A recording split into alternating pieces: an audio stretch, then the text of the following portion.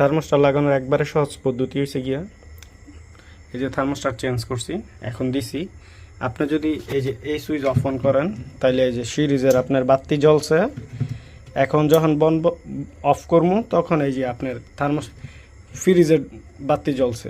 যখন এইটা বন্ধ হইব তখন এইটা মানে সুইচ অফ অন ঠিক আছে, কিন্তু আরও একটা ফাংশন আছে যেটা না করলে আপনার সুইচ প্রপারলি কাজ করবো না। যেমন হচ্ছে এই যে এটা অফ করছি, এটা মেইন সুইচ, এই যে এইটা অফ করার কারণে, একবার অফ করার কারণে এই বাতি হয়েছে, এই বাতি জ্বলছে। এটা অফ করার কারণে যখন এইটা আমি চালু দিব তখন এই বাতিটা সিরিজে, এটা হচ্ছে সিরিজ প্যারাডাল, এই যে এটা জ্বলছে।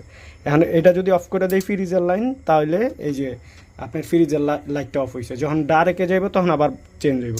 এখন এই যে এটা সিরিজ আমি চেক করলাম, সুইচের কানেকশন ঠিক আছে, কিন্তু আরও একটা কানেকশন আছে যেটা চেক না করলে আপনি প্রপারলি সুইচটা কাজ করবে কিনা এটা বুঝতে পারতেন না। ধরেন দেখি ভাই একটু, এই যে এখানে একটা কুলিংয়ের আরও একটা সিস্টেম আছে যেটা আমি এই যে এদিকে করলে নামাইলে এটা আপনার দেখা যাবে আসলে জল ঠিক আছে কিনা, মানে দোনো সাইড ওকে আছে। এখন যদি আমি সুইচ লাগাই দিই ইনশাআল্লাহ বেশি বরফ যে আগে বেশি জমতো ওই সমস্যাটা সলভ হয়ে যাবে ইনশাআল্লাহ।